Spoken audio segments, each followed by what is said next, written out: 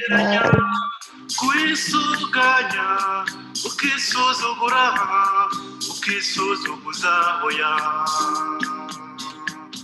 kwiburabuza ukigabanya karindwi ukwirwa imbaraga sa oya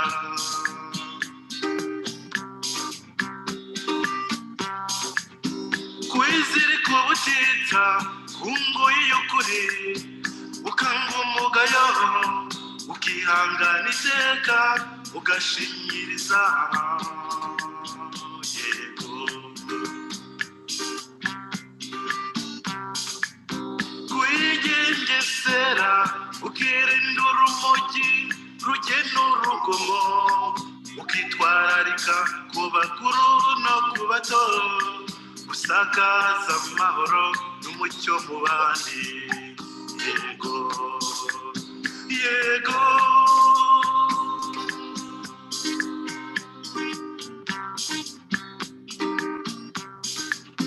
kwirinda umusemburo wabundi uzengereza ugasenzegeza abasinzi ngo udasinda ugasamara ugaseba ugasaba. Chers auditeurs, chères auditrices, recevez nos sincères, nos chaleureuses salutations. Vous nous aimez beaucoup et c'est réciproque. On vous aime beaucoup. C'est pour ça qu'on est encore là. Je suis accompagnée par des personnes de valeur inestimable. Comme toujours, vous voyez l'abbé Thomas Naïmana. Je vais le laisser vous dire bonjour. À vous la parole. Bonjour. Ok, je donne aussi la parole à notre honorable Brigitte. Brigitte Tuichime, à vous la parole. Vous pouvez saluer notre audience, s'il vous plaît. Oui, bonjour Madame la ministre Flora Karenzi. Bonjour à Monsieur le Président du gouvernement en exil. Je salue aussi Monsieur Jean-Jacques Bosco et Madame la ministre de la promotion féminine et du genre, je ne sais pas si c'est le... Et l'éducation. Madame la ministre Oumoubié Claudine. De l'éducation. La ministre de l'Éducation, merci. Merci beaucoup, Madame Brigitte. Est-ce que Monsieur Jean-Jacques Bosco, vous pouvez saluer notre audience aussi, s'il vous plaît? Ah, d'accord. Donc, comme la précédente...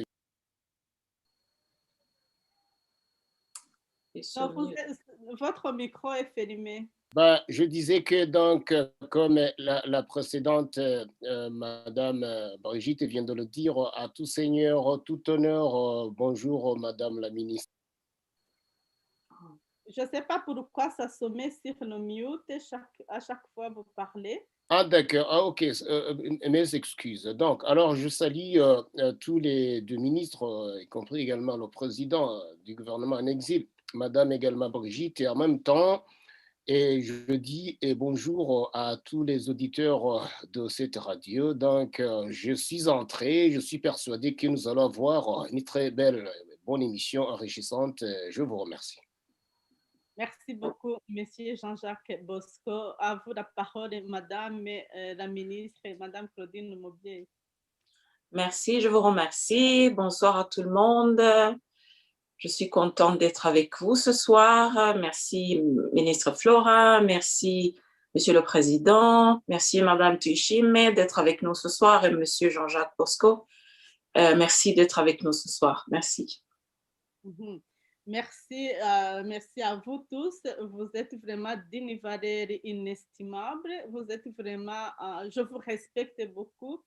Et tous les Rwandais sont heureux, sont chanceux de vous avoir. Nous sommes encore là pour vous parler de la situation déplorable, de tout ce qui se passe au Rwanda, dans notre pays des mille collines, notre pays des mille problèmes. On se demande la question, est-ce qu'un jour ça va finir? Mais oui, bien sûr, on est convaincu.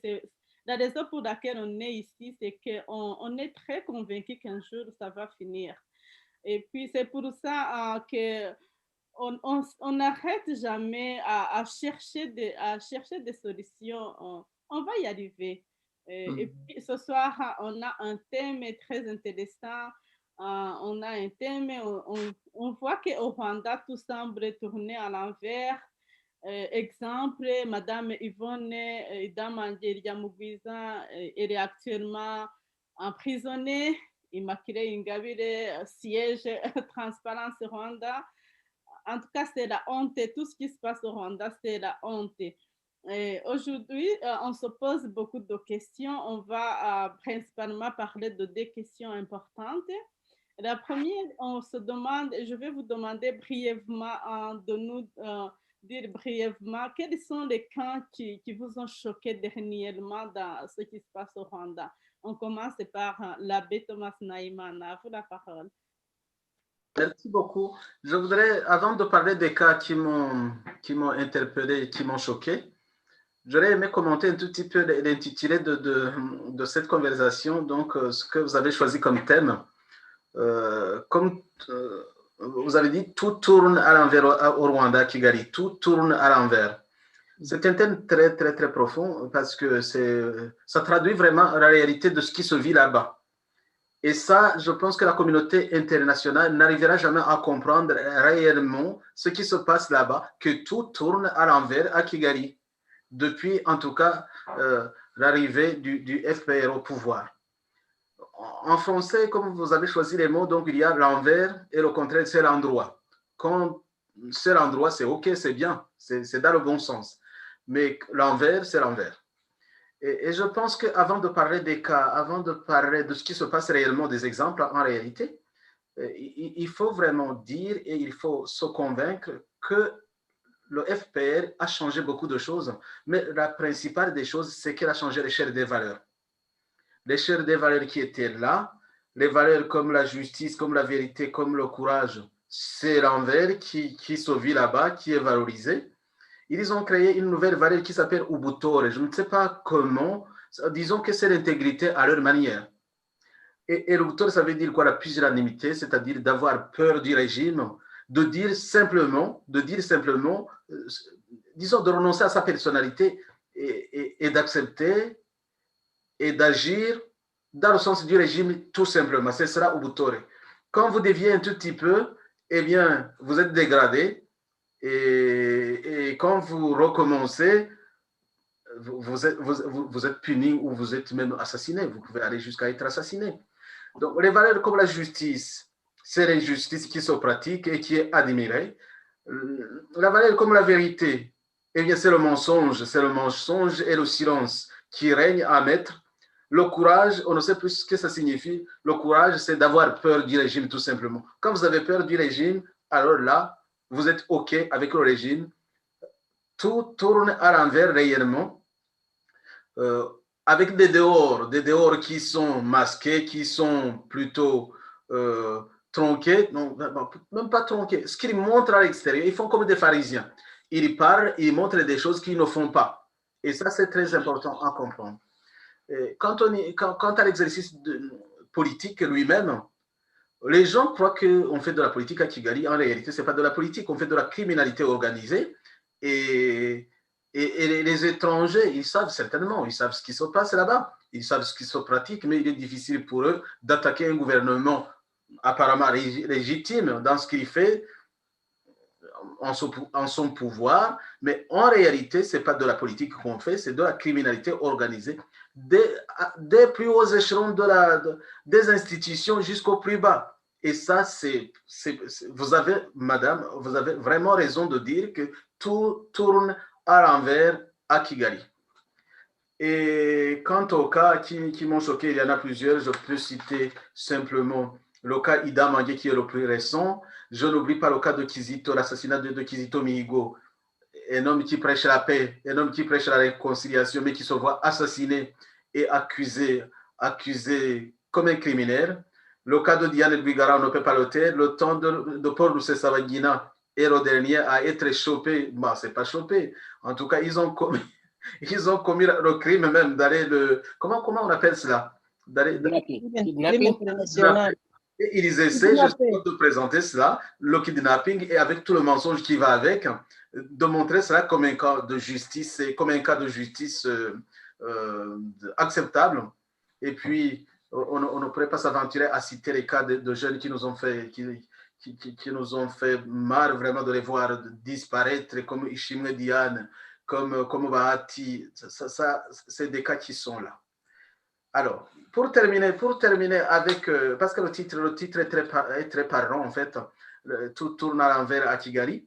Je voudrais rester sur Kizito un tout petit peu parce qu'il en avait parlé en fait. Il a donné un exemple que je ne peux pas manquer de citer. Et cet exemple, c'est quand il parle dans son livre. Donc, il y a le livre qui a des pages et il y a le livre, le premier qui est sorti avec des sections. Alors, c'est la section 42. Et la section 42, il montre exactement l'exemple de comment tout tourne à l'envers à Kigali. Oui, il y parle le titre, c'est la criminalisation des victimes et victimisation des criminels. C'est la plus courte des chapitres, disons, des sections. Si vous permettez, je peux lire ce texte tout simplement pour démontrer comment tout tourne à l'envers à Kigali. Qu'est-ce qu'il dit Kizito dans son livre posthume? Le livre est posthume. Mon emprisonnement, comme celui de Diane Rwigara, me démontre un phénomène étrange dans le fonctionnement du régime du FPR. En fait, le tout tourne à l'envers, c'est dans le fonctionnement du régime du FPR. Kizito l'avait bien perçu. Lorsqu'un rescapé du génocide ou d'autres massacres ose dénoncer les exactions commises par Paul Kagame et son régime, ce rescapé est perçu comme un criminel et le régime comme une victime. Pour moi, c'est nouveau et assez bizarre comme phénomène. Il continue. Dans mon cas, la sortie de la chanson Igisobanuro cy'urupfu est une dénonciation de l'injustice que vivent les Hutus depuis 20 ans et d'autres rescapés du FPR qui ne peuvent commémorer la vie de leurs proches assassinés par le régime en place. Le fait de dénoncer cette injustice me rend criminel aux yeux de Kagame. Lui et son pouvoir jouent aux victimes. Ils s'arrangeront pour trouver d'autres charges pour me criminaliser en bonne et due forme. Vous comprenez justement le fonctionnement. Il continue ses paroles. De même, lorsque Diane et sa famille dénoncent les assassinats commis par le régime du FPR, notamment celui de son père Assina Paul Rwigara, tué en 2015, le FPR les considère comme de nouveaux ennemis. Le dépôt de la candidature de Diane Rwigara pour les élections présidentielles de 2017, ce qui est son droit en fait, sera une occasion en or pour le système du FPR de fabriquer des charges et criminaliser cette famille innocente. Donc les innocents sont criminalisés. Le crime, ce n'est pas d'avoir assassiné le père de Diane, donc c'est pour le régime. Le crime n'est pas celui d'avoir assassiné le père de Diane. Le crime, c'est d'avoir osé crier et dénoncer l'assassinat. Je peux peut-être m'arrêter par là. Je vous remercie. C'est très honteux, c'est vraiment la honte, tout ce qui se passe dans notre pays de Mille Collines. Vous avez bien dit, Monsieur l'abbé, vous avez mentionné que tout ce qui se passe au Rwanda, c'est de la criminalité organisée. Je suis vraiment d'accord avec vous. C'est juste du kidnapping, de la mafia organisée. C'est vraiment, je ne sais pas si c'est un pays dirigé par les dirigeants dignes de leur nom, ou bien si c'est un groupe, comme a dit, c'est qui encore qui a dit ça? Qui a dit que c'est une troupe de voyous, de... C'est Evode, c'est maître Evode Sénateur. Oui, sénateur. Il avait dit que c'est une bande donc, de bandits qui dirigent. Exactement. Il avait vraiment trouvé le bon nom, la bonne description. Je passe la parole à l'honorable Brigitte, notre honorable Brigitte Tuichi. Mais qu'est-ce que vous en pensez, Madame Brigitte? À vous la parole.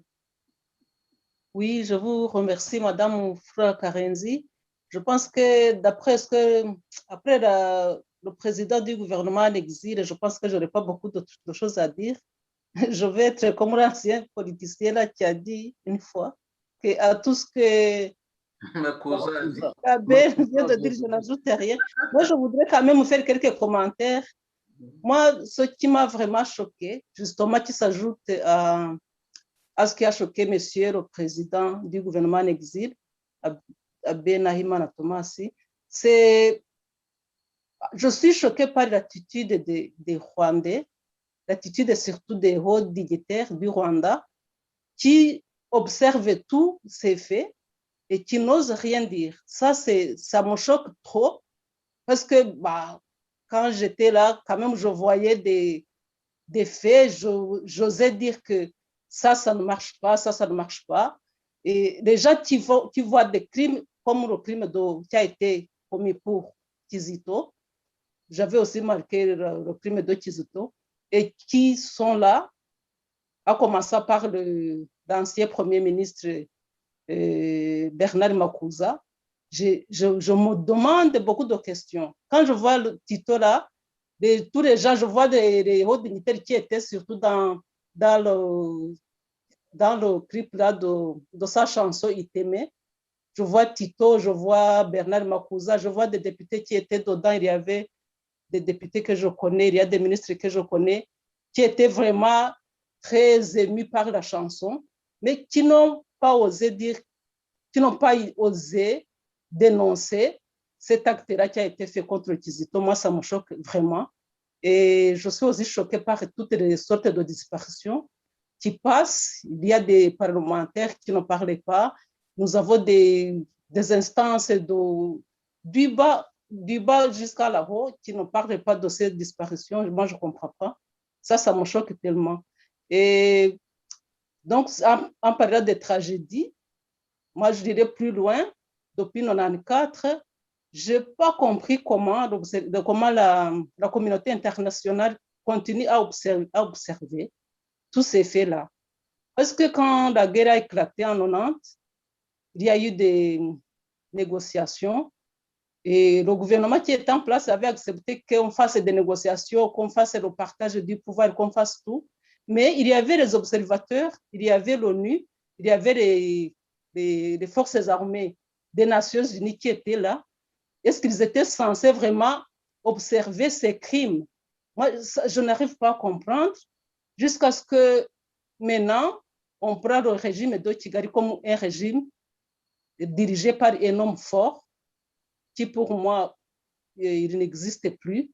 Mais la communauté internationale continue à couvrir les actes du FPR. Moi, je n'arrive pas à comprendre. C'est vraiment choquant pour moi.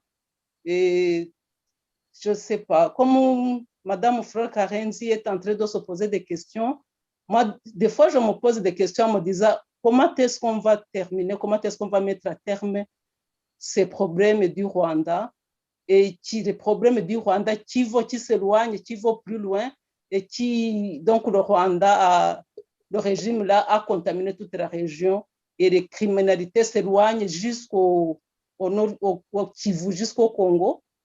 Et bientôt, je pense qu'ils vont s'éloigner. Ils ont voulu s'éloigner jusqu'au Burundi, mais les Burundais ont été plus vigilants que nous.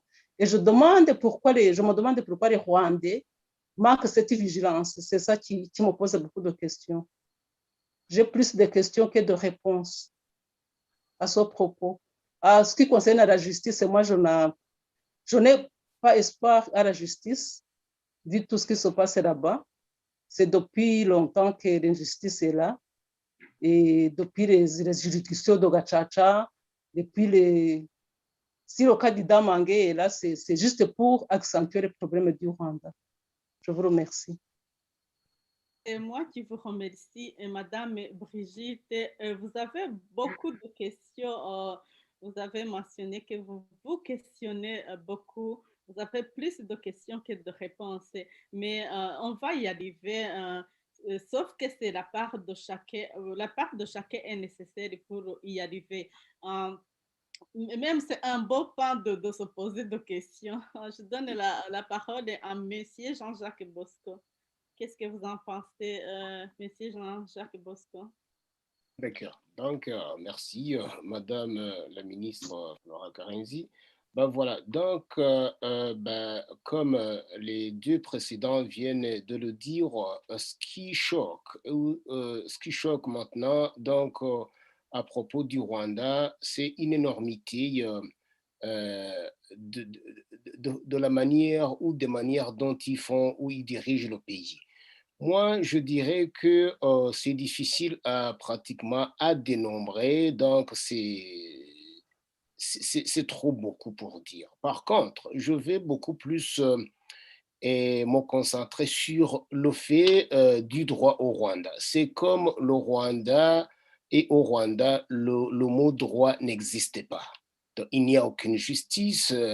C'est un pays où pratiquement, je pense que ce qu'ils ont et ce qu'ils font, c'est donc ils ont le droit de vie et de mort sur la population, sur les Rwandais, d'autant plus qu'au Rwanda, tuer quelqu'un, et que ce soit par l'autorité donc légale et policière, c'est comme tuer donc des mouches. Je donne un exemple donc du regretté qui a été beaucoup parlé dans les journaux en la personne de Jean Didier Twilingi-Imana, je pense, dans la région de Kibungo. Donc, on ne peut pas imaginer comment donc euh, une police, donc des agents de la police viennent appréhender quelqu'un, sous prétexte qu'il aurait volé ce qu'ils appellent macadamia. Je pense que ce sont des haricots, je ne sais même pas ce que c'est, et, et le tuer, vraiment euh, en pleine journée, comme ça. Donc, c'est inconcevable. Ben, quand je regarde également le cas des détenus ou surtout l'exemple d'Orusé Sabagina, ben, lui, il dit que il n'est pas de nationalité rwandaise. Mais la justice rwandaise ne comprend même pas ce qui est du droit international.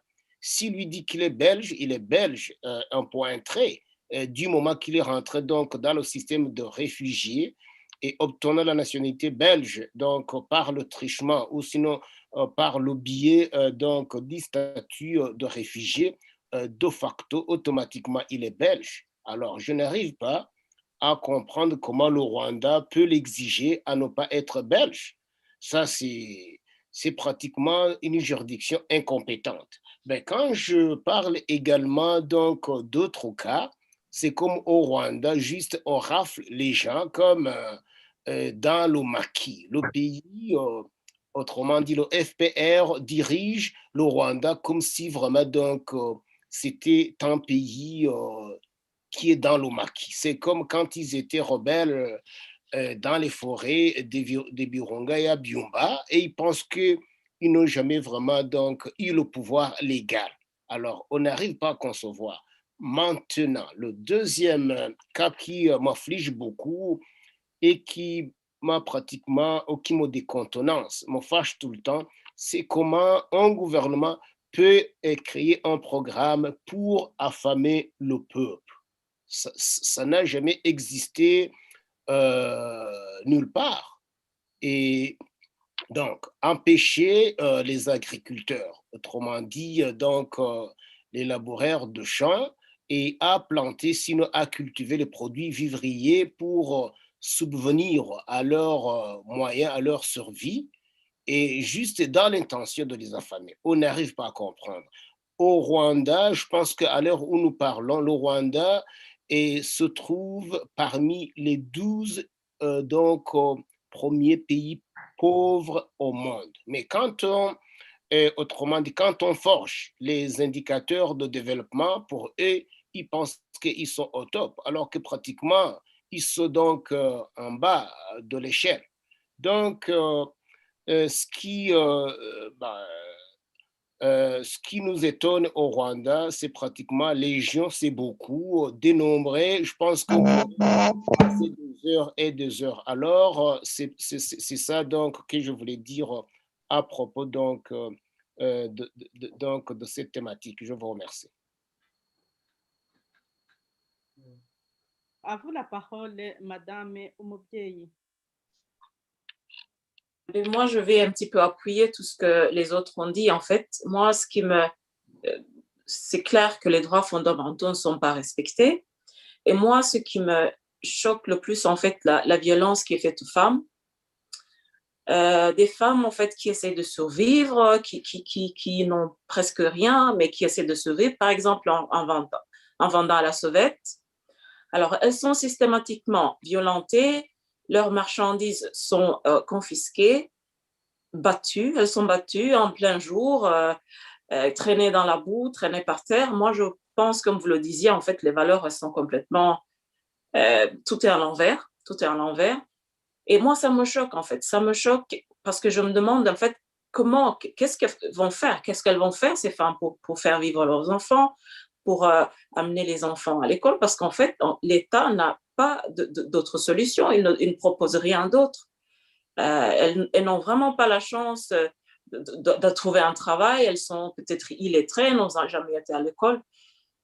Donc, moi, je trouve que c'est un grand problème et ça me choque à chaque fois que je vois ça, en fait.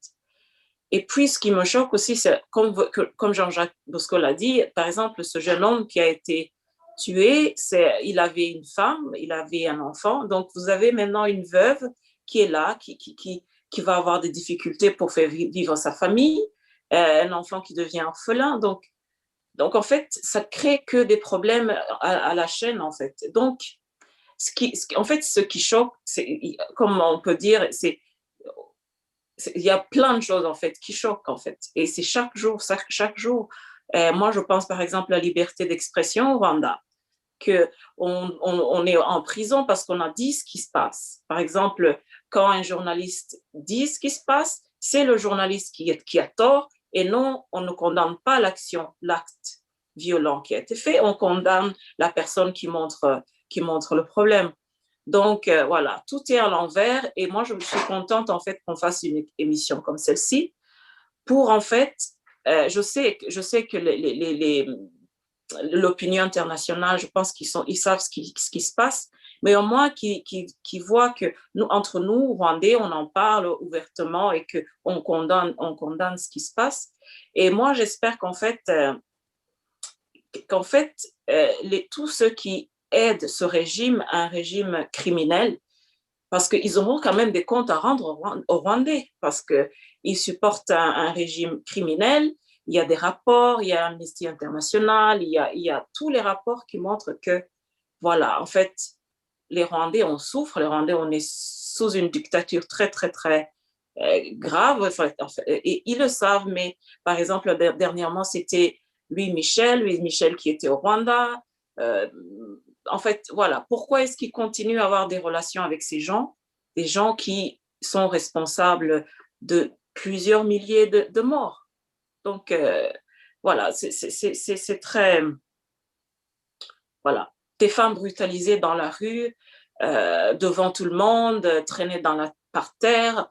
Moi, je me demande, ces agents de sécurité qui sont censés assurer leur sécurité. En fait, aussi, ce qu'on va dire, c'est que ces femmes, en fait, ces gens, ils payent, je pense, c'est une taxe de sécurité, je sais pas. Ils payent en tout cas une somme d'argent pour la sécurité. Et c'est ces mêmes personnes qui viennent pour donc faire ces choses-là. Donc voilà, moi, la situation des femmes, elle est très critique au Rwanda. Et puis aussi, la situation des femmes qui doivent se prostituer pour faire vivre leur famille. Parce que quand on leur demande pourquoi elles font ça, elles disent, bah, écoutez, donnez-nous un projet, on va arrêter tout de suite. Donc, voilà. Donc, et puis, que l'État ne fasse rien, comme Madame Brigitte l'a dit, que c'est silence complet, quoi, au niveau des dirigeants qui ne font rien. Je ne sais même pas pourquoi ils sont payés, je ne sais même pas ce qu'ils font réellement avec tous ces ministères qui sont là. Ils ont des ministères et c'est très, très bien décrit. Ministère de la famille, ministère de je ne sais pas quoi, l'égalité des femmes et tout ça, mais je sais pas, on devra leur demander en fait les résultats de ce qu'ils font parce que moi, je ne vois pas. Merci, je peux m'arrêter là, on va continuer à parler. Merci beaucoup, Madame Umubyeyi. Je suis tout à fait d'accord avec toi. C'est la honte de tout ce qui se passe au Rwanda. Ce n'est pas parce que la personne a commis une erreur, une faute, mais c'est parce qu'elle a osé parler. C'est ça le problème. Il ne faut pas dénoncer les fautes, il faut juste fermer la bouche. Là, tu es en paix. La prochaine question, avant de passer à la prochaine question, j'aimerais lire les messages de nos amis qui nous suivent. On vous salue, je vois juste les gens qui nous saluent. Il y a Odette Moka, il y a Kubugu, il y a Maria, il y a Turusha Isalo, Sefi, il y a encore février, il y a ML, il y a beaucoup de gens qui nous suivent actuellement. Good season. Il y a Ati. Je vous dis bonjour tout le monde. Et puis, je vais lire rapidement. Il y a Odette qui dit salutations à tout le monde. On vous aime beaucoup. On vous aime aussi, Odette. Il y a Pepe qui nous salue aussi. Il y a Maria qui dit bonsoir à tous, paix à tous. Il y a Kibougou qui dit merci au pays des mille collines. Tout tourne à l'envers parce que tout est technique. Tout est mensonge. Tasha dit mukomere ku rugamba imana n'urukundo. Il y a Maria qui dit la valeur du complot pour tous les habitants. Safi, votre dévouement pour le peuple. Il y a Odette qui dit tout tourne à l'envers à Singapour d'Afrique. Au lieu de sauver les gens, on les brûle vivants. Les criminels se considèrent comme victimes et les victimes sont considérées comme des criminels. Oui, c'est vrai, Odette. Ce que tu dis est vrai. Tacha, c'est sénateur Ouiseimana Evode. Ah, merci pour la correction, Tacha. Oui, tantôt on a parlé de Evode, c'est Ouiseimana Evode. Il y a. Ouiseimana. Ah, ok, c'est Ouiseimana. Il y a Ati qui dit vous n'avez rien compris alors de comment fonctionnent les élites qui dirigent ce monde. Il faut se prendre en main. C'est vrai. Il y a ML qui dit voilà mes chers frères et sœurs, vous devez faire des émissions en français pour que toute l'Afrique vous entende. Merci beaucoup. Il y a Février qui nous dit que quand on dit un nom, on dit plus le nom, non, mais on dit monsieur plus le nom et pas le prénom ou madame. Mais oui, c'est vrai, quand on dit monsieur ou madame, on doit ajouter un nom de famille. C'est vrai, monsieur Février. Merci pour cette précision. Il y a ML qui dit le peuple africain ne connaît pas votre vérité. Faites des émissions en français pour que toute l'Afrique vous soutienne. Merci beaucoup. Il y a Good Citizen qui dit moi j'ai l'impression que le salut de la révolution rwandaise va venir de l'extérieur, notamment à travers les Occidentaux qui ont mis en place ce régime car il tire encore au profit dans la région. Oui, c'est vrai. Il y a Odette qui dit encore c'est choquant qu'un président dit dans son discours qu'il va fusiller sa population aux vies et aussi des autres. Et les membres du gouvernement l'applaudissent. Vraiment, c'est honteux. Toute l'Afrique doit se lever contre ce genre de dictateur. On a besoin de paix en Afrique. Ce n'est pas avec ce genre de dictateur qu'on aura la paix et le développement. Et puis, il y a Marie qui a dit le Rwanda n'a aucun programme pour développer ou améliorer la vie de la population. Ati, Alfredos, tous les régimes dictatoriaux en Afrique ont des appuis, des réseaux et des multinationales qui opèrent partout dans le monde.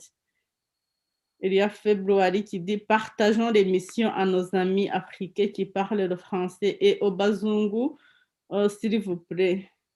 Il y a Good Citizen qui dit la géopolitique menée par les Occidentaux dans notre région ne nous permettent pas ne nous permettent pas non, c'est pas vraiment clair, je comprends pas, il manque quelque chose, mais il dit que la géopolitique menée par les Occidentaux dans notre région ne nous permettent pas, ne permettent pas au peuple, peut-être c'est ce qu'il veut dire, ne permet pas au peuple de faire une révolution car tous les régimes en place ont leur soutien. Il y a Alfredos, nous devons rassembler les forces des femmes et des hommes de bonne volonté pour canaliser les forces afin de faire pression. Merci beaucoup. Je finis avec le commentaire de Odette. Pour Jean de Dieu de Kibungo, les militaires l'ont fusillé et il y avait des médecins là-bas. Pourquoi? Pour repérer et voler ses organes pour les vendre. Ça, c'est quel pays, mon Dieu? C'est vraiment, vraiment triste. Je donne la parole à tout le monde. Si vous avez une minute, si vous avez quelque chose à ajouter aux commentaires, je commence avec Monsieur l'abbé. À vous la parole. Alors, je n'ai pas grand-chose à ajouter à commenter les commentaires. Donc, je dis simplement merci à tous qui suivent ces émissions et qui nous encouragent à les continuer. Parce que, bien évidemment, il faut pouvoir parler d'autres langues. Parce que les Rwandais, nous aimons bien notre langue. Et c'est une chance pour nous. Mais il faudrait aussi se faire violence un tout petit peu pour parler en anglais, en français, en swahili, pour faire comprendre notre cause et nos problèmes à la communauté internationale. Donc, je soutiens aussi et je dis merci à ceux qui suivent et qui vont partager ces messages à d'autres. Merci. Merci à vous. Honorable Brigitte, est-ce que vous avez quelque chose à ajouter? Oui, moi, j'aimerais aussi remercier les auditeurs qui nous suivent et de tous les encouragements qu'ils nous donnent. Et je voudrais ajouter un petit truc là, que les multinationaux, ils encouragent le Rwanda, ils encouragent Kagame ou les autorités de là-bas en disant que le Rwanda a été un pays, donc il a sorti le pays du génocide, alors que c'est vraiment, si on voit si on attend tous les témoignages depuis 1990, même bien avant, ce qu'ils ont fait au Congo, c'est vraiment Kagame qui aurait bien organisé toutes les sortes de théories ou de crimes qui se font là-bas. Et ces indicateurs de développement dont a parlé Jean-Jacques Bosco, on parle de la construction de buildings là. Ces buildings qu'on construit au Rwanda, j'aimerais dire à toutes les nations que ce n'est pas des maisons sociales. Ce n'est pas comme ici où on construit les maisons pour aider les pauvres, pour abriter des gens qui n'ont pas de moyens. Ces buildings sont faits pour héberger les riches qui viennent des États-Unis, qui viennent de l'Europe, Ce n'est pas pour les Rwandais. Les Rwandais qui sont là, on les dépouille de leurs biens, on les sort dans leur maison, on détruit tout pour mettre ces buildings, pour faire place aux hommes qui sont plus riches du pays, du monde. Ça, ce n'est pas un avantage pour les Rwandais. Comme l'un des téléspectateurs l'a dit, le Rwanda, le régime en place, n'a pas de projet pour le peuple rwandais. Et nous, qui pensons au pays, qui pensons à nos enfants, qui pensons à nos arrière-petits-enfants, nous devons faire tout pour léguer à nos enfants un pays bien prospère, un pays qui pense aux jeunes, un pays qui pense à toute la population. C'est tout ce que j'avais à dire. Merci beaucoup. Monsieur Jean-Jacques Bosco, est-ce que vous avez aussi quelque chose à ajouter au commentaire? Merci à Madame la ministre Karenzi. Donc, ce que je voulais dire, c'est que je remercie d'abord les auditeurs et également qui nous suivent en ce moment. mais en même temps, il y a quelqu'un qui a dit que non, c'est plutôt donc l'international qui a mis le FPR et Kagame au pouvoir, qui viendra encore donc les remplacer par d'autres acteurs politiques. Moi, je dis que beaucoup plus, c'est la conjugaison. Donc, c'est l'ensemble des efforts des Rwandais d'abord, eux-mêmes, et d'autres qui aiment le Rwanda, plus l'international. Donc, rien ne se fera par l'international, c'est beaucoup plus les Rwandais qui devrions ou qui doivent prendre leur destin en main. Vous vous souviendrez de la Somalie, du Vietnam et de partout, et ils ont résisté. C'est beaucoup plus dans l'émission précédente, je pense, il y a une semaine.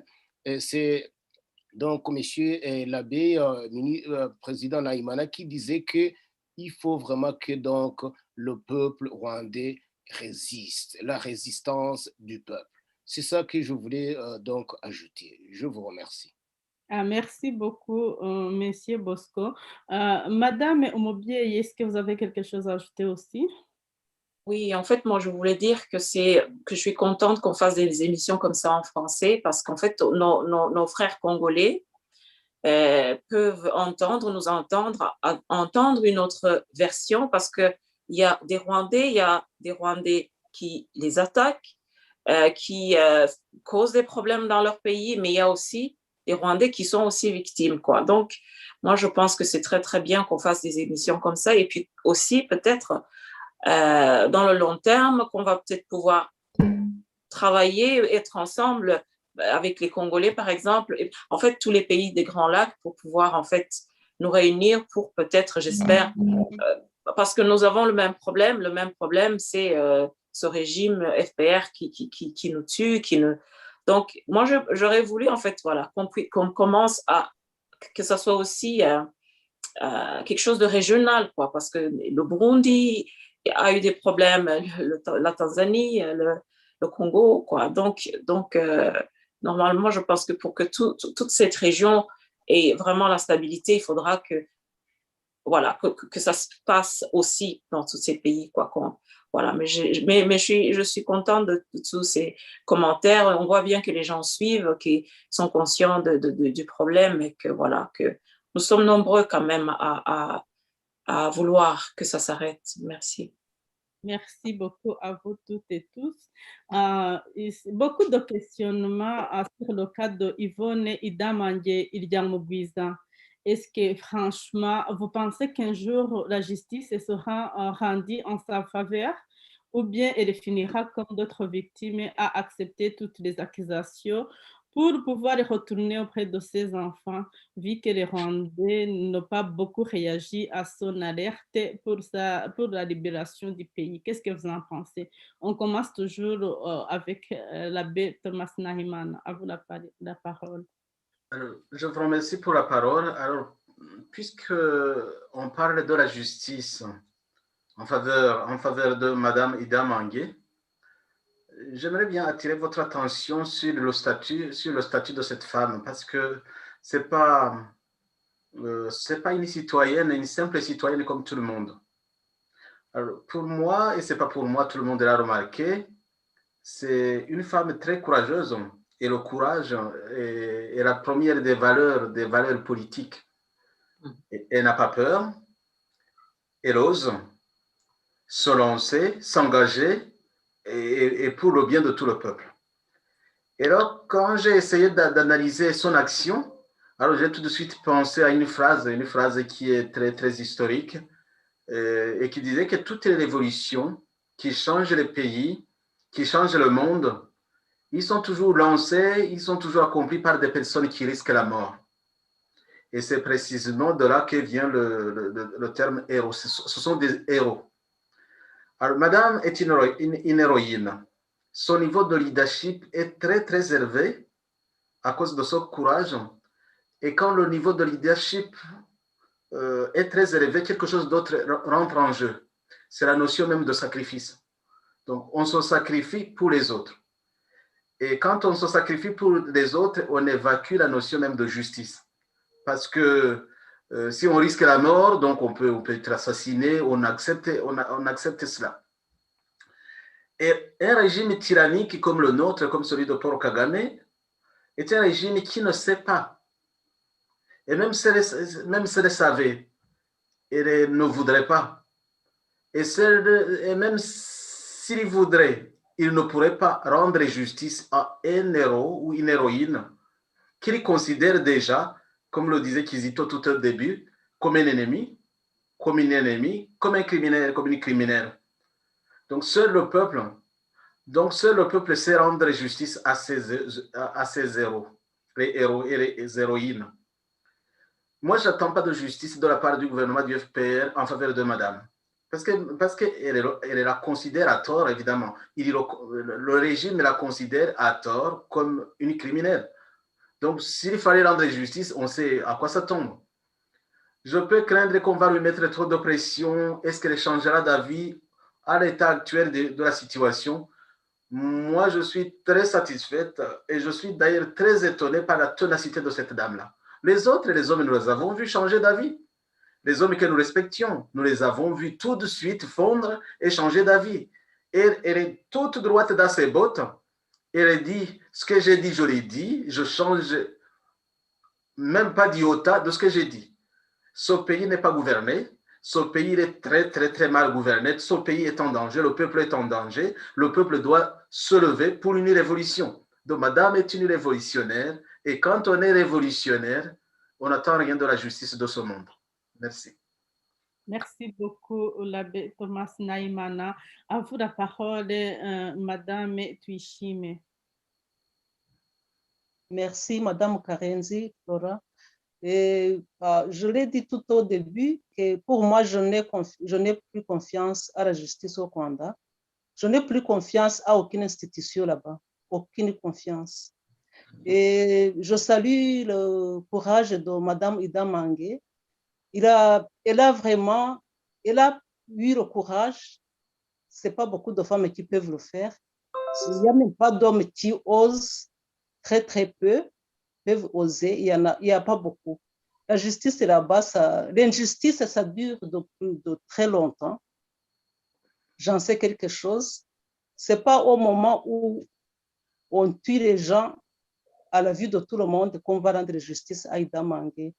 Comme monsieur le président du gouvernement en exil, Abbé Nahimana Tomasi, vient de le dire, moi je dirais que c'est nous, le peuple rwandais, qui va libérer tous les gens qui sont emprisonnés injustement. Donc nous attendons la révolution, nous attendons que tous les Rwandais soient conscients du problème pour faire libérer ces gens-là. C'est ça mon avis. Merci. Merci beaucoup, honorable Brigitte Tuishime. Un petit rappel, c'est que Madame Yvonne Ida Mangé Ryamugwiza, c'était une femme qui n'avait pas de problème. Elle était vraiment dans une bonne situation financière. Et ses enfants fréquentaient de très bonnes écoles. Elle avait vraiment aucun souci, il n'y avait pas de problème de son côté, mais le seul problème qu'elle avait, c'est de voir les enfants d'autrui, les voisins souffrir de faim, les voisins qui ne peuvent pas aller à l'école, les voisins qui sont vraiment dans l'injustice, toutes les femmes-là qui subissaient toutes sortes d'injustices, toutes sortes de mépris, ça lui faisait mal au cœur. Elle a dit, moi, je ne suis pas Ida Mangé de ma famille, je suis Ida Mangé de tout le pays. C'est pour ça qu'elle a osé, elle a abandonné tout ce qu'elle avait, elle a abandonné tout son confort pour aller parler pour que la justice soit rendue à tout le monde, à tous les prisonniers, à tout. Elle a été franche, mais voilà ce qui est arrivé à elle. Je passe la parole à Monsieur Bosco. Je pense que tu en connais plus. Tu es juste dans le groupe international qui lutte pour la libération de Ida Mangé. Et je vous passe la parole. D'accord, donc pratiquement rien de spécial à dire, beaucoup plus je dirais que Madame Yvonne Ida Mangé a vraiment ma grande admiration. C'est une femme non seulement courageuse, mais également donc vraiment altruiste. Et quand elle s'est levée pour dénoncer les méfaits donc de ce régime tyrannique, elle savait d'emblée ce qu'elle allait donc à quoi elle allait faire face. Elle savait qu'elle allait être emprisonnée. D'ailleurs, pire encore, et savait même qu'elle pouvait être donc tuée sur le champ à bout portant. Alors ça, nous le savons très bien. C'est à l'exception peut-être de ceux qui le pensent autrement. Moi, je la vois comme notre Mandela. Et je pense que comme donc Monsieur l'abbé Naïmana également, président du gouvernement en exil, l'a dit, moi aussi, je suis de son avis. À l'heure où je vous parle, je suis franchement satisfait de sa position à l'égard donc de ces détracteurs, autrement dit de ces comment appelle-t-on de cette milice soi-disant gouvernement. Et alors, parlant de cela, moi je pense qu'il faut rappeler aux gens que la révolution qu'elle a commencée, il faut que nous la continuions tant bien que mal. Alors, quand vous mentionnez donc du groupe Coordination internationale Idamanye, donc, dont je fais partie, là, je ne suis pas leur porte-parole dans ce débat, mais je dirais qu'également là-bas, donc, les choses vont bon. Très d'ailleurs, maintenant, je devrais être dans la réunion qui est en train de se tenir maintenant. C'est juste que j'ai choisi de venir ici sur cette plateforme. Mais encore une fois, on ne va pas lâcher. Et donc, ces accusations, ce sont des allégations, autrement dit, mensongères, qui ne tiennent pas la route. Et là, donc, elle a exprimé ses idées dans un pays de droit. C'est ce que nous appelons freedom of expression. C'est ce que nous appelons donc la liberté d'opinion. Ici, au Canada, à l'heure où je vous parle, je peux donc même téléphoner à Monsieur le Premier ministre Jean Trudeau et lui dire que peut-être il dirige mal le gouvernement canadien.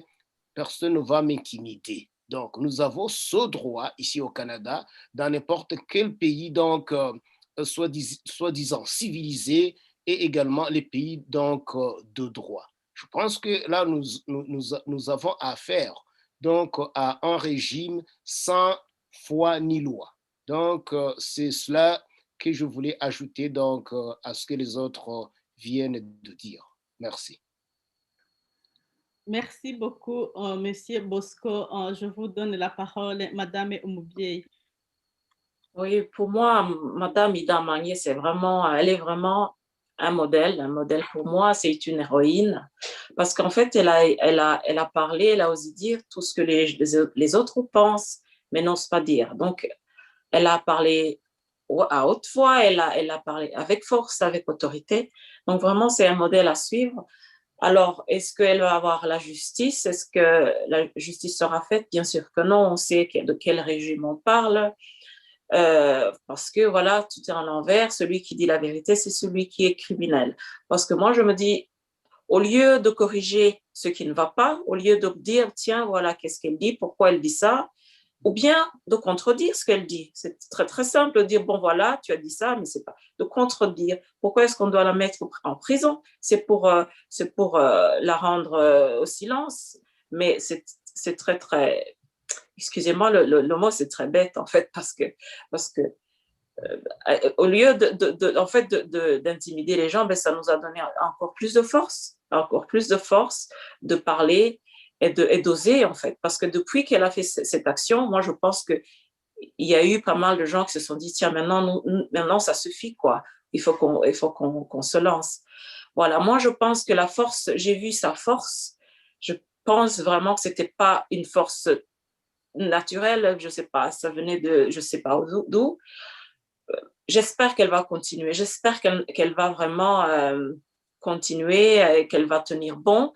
en même temps, on ne peut pas vraiment lui demander ça parce que c'est vraiment très, très dur. Elle a une famille. Ben, si on la torture et qu'elle n'a pas ses droits, c'est pas facile, quoi. Donc, on ne peut pas l'exiger ça, mais bon, elle a fait ce qu'elle devait faire. Elle a fait ce qu'elle devait faire parce que moi, je me dis, un régime qui tremble juste au fait que quelqu'un a parlé, elle n'avait ni couteau, ni rien du tout, ni aucune arme, juste la parole, et ils ont tous tremblé comme des... Voilà. Voilà, donc voilà, comme M. Jean-Jacques l'a dit, et puis tout le monde, nous allons continuer.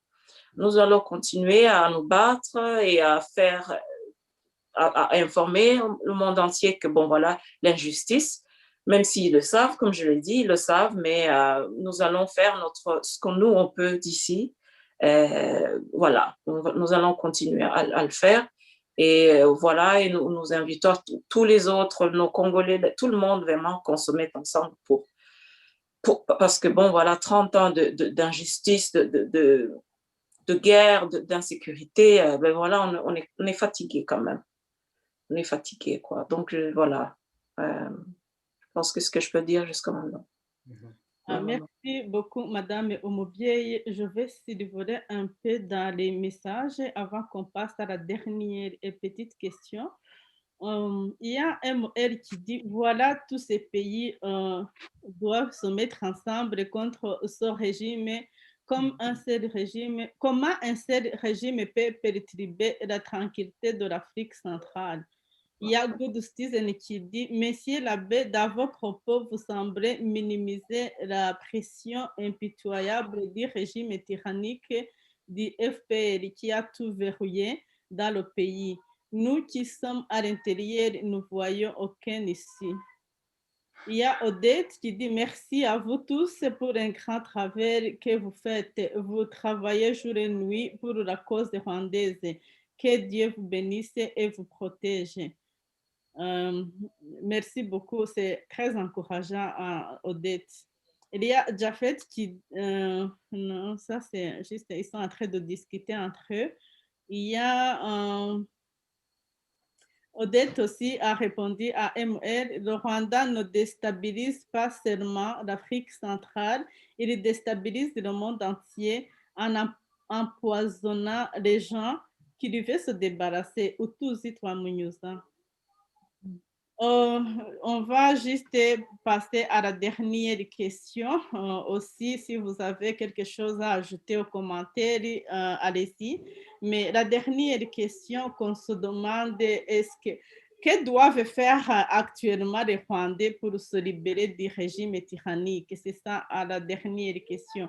On donne toujours la parole à Monsieur l'abbé Thomas Naïmana. Qu'est-ce qu'il faut faire? C'est ce que Jean-Jacques disait et Madame Claudine et Brigitte d'ailleurs.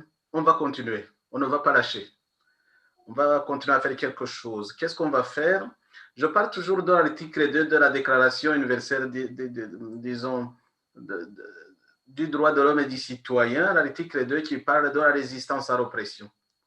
Le but de toute association politique et la conservation des droits naturels et imprescriptibles de l'homme, en citant ces droits, donc la liberté, la sûreté, la propriété et la résistance à l'oppression. Alors, la résistance à l'oppression est un droit donc naturel et imprescriptible de l'homme. Naturel, c'est que le peuple n'a pas commandé cela. Le peuple ne peut pas vivre sans ce droit-là. Parce que si vos droits sont foulés aux pieds, si vos droits sont bafoués, et que vous ne pouvez rien faire, eh bien, vous ne vivez plus naturellement.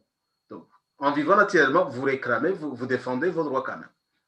Et ce droit n'est pas seulement naturel, mais il est imprescriptible aussi. C'est-à-dire qu'il ne peut pas disparaître, qu'il n'est pas supprimé par le simple écoulement du temps.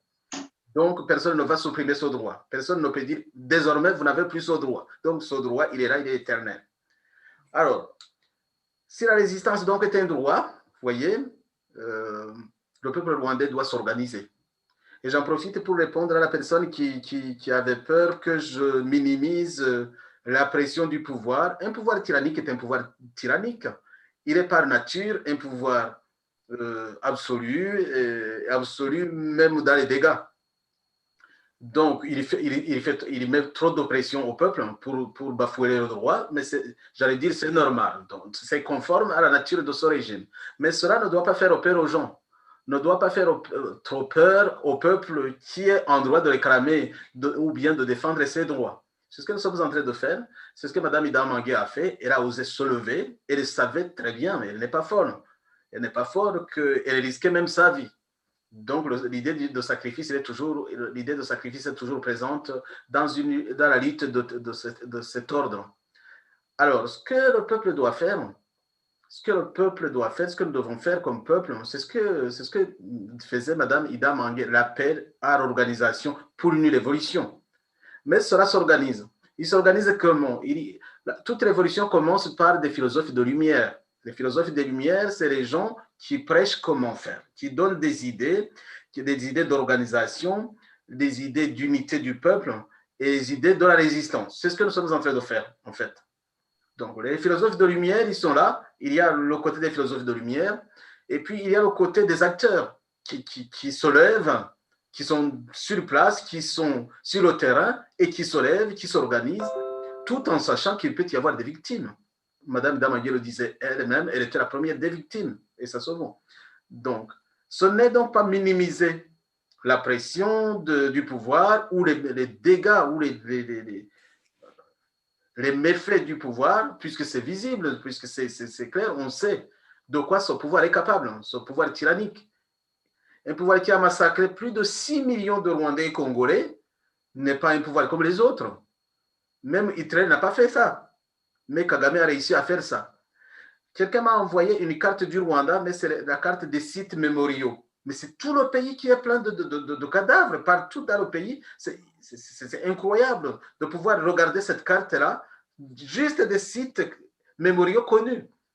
Imaginez qu'il y a encore des ossements, les restes des nôtres, qui sont sous le sol et que tout le monde ignore où ils sont.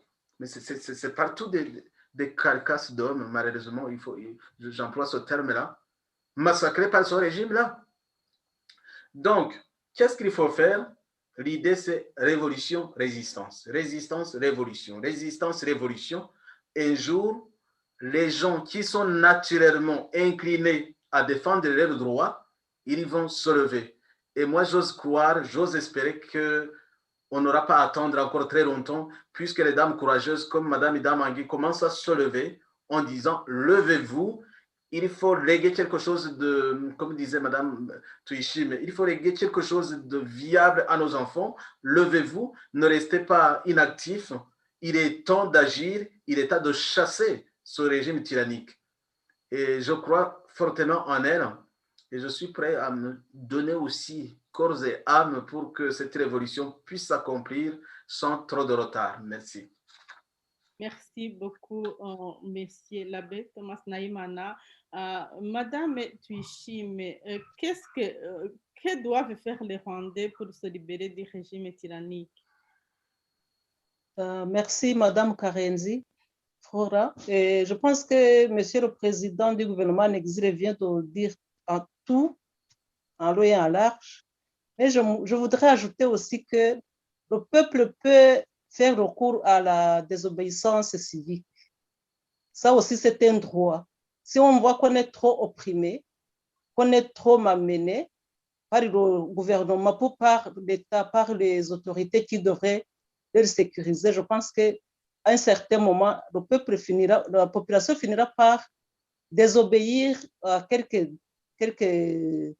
droits, à quelques ordres, que ce soit militaires ou des ordres administratifs.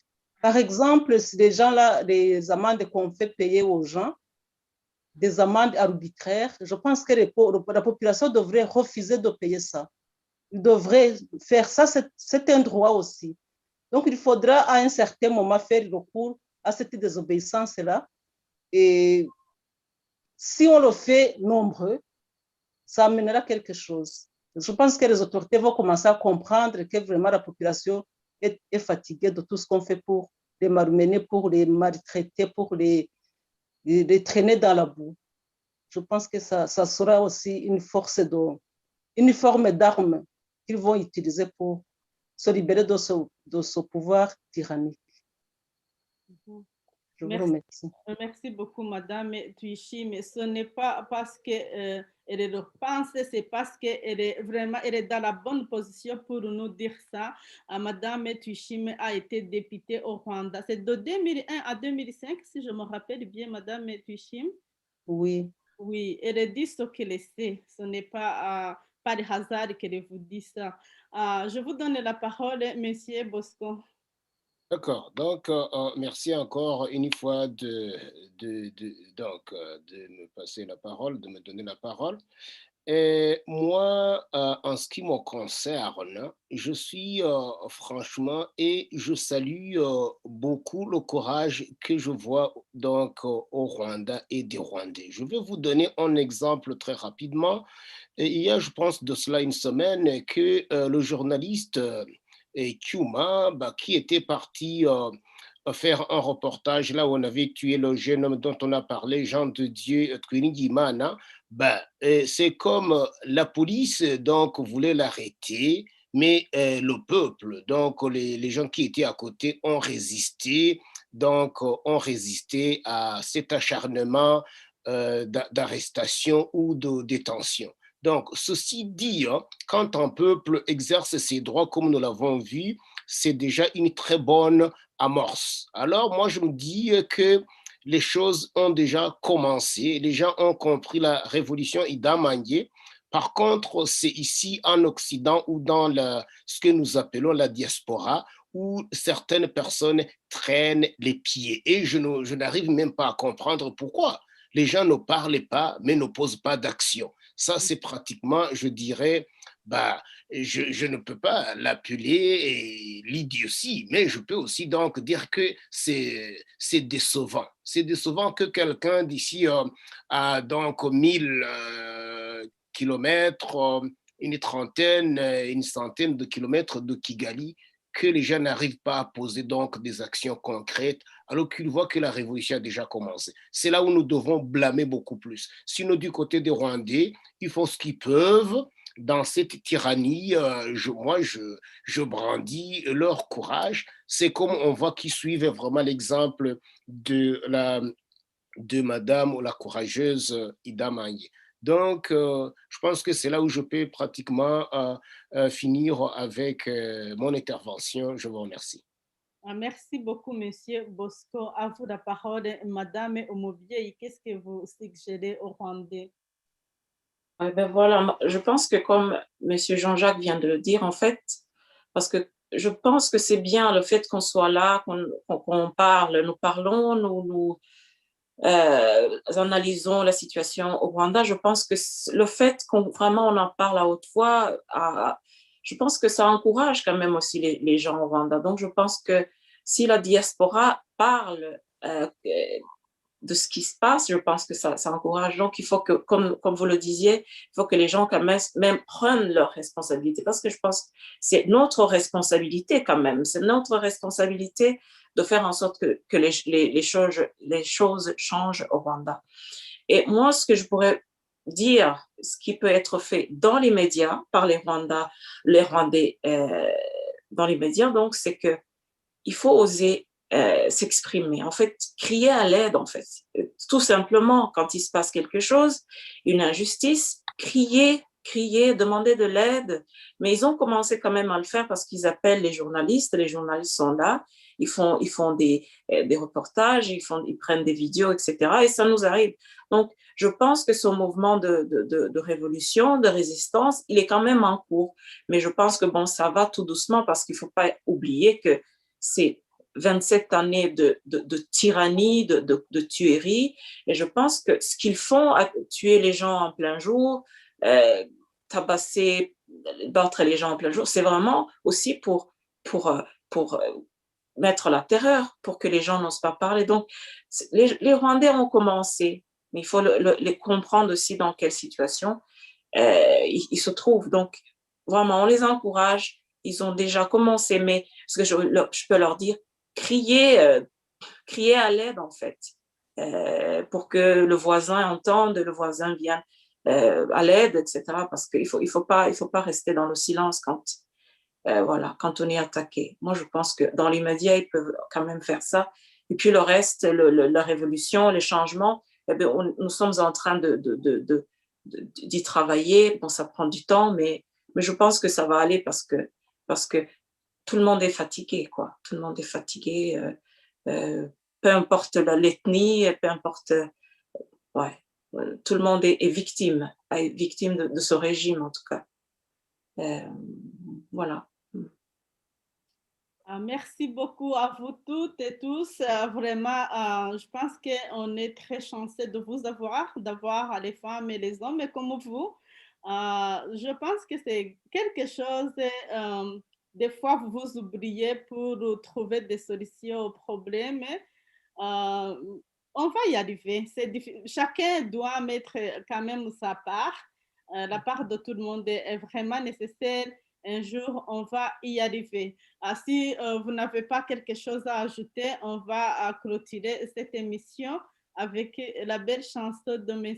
Nyangezi, qu'on remercie énormément aussi pour avoir accepté qu'on utilise ces chansons dans nos émissions. Est-ce qu'il y a quelque chose à ajouter ou bien je clôture l'émission? Merci, Madame Flora, de nous avoir invités. Oui, merci pour m'avoir convié à ce débat et je remercie également à tous les collègues de ce débat. Merci beaucoup, franchement. Merci. Merci à vous, Madame Flora, et à toute l'audience. Merci d'avoir choisi le sujet, c'était très intéressant. Merci. C'est moi qui vous remercie. Et on finit avec la belle chanson de Nyangezi.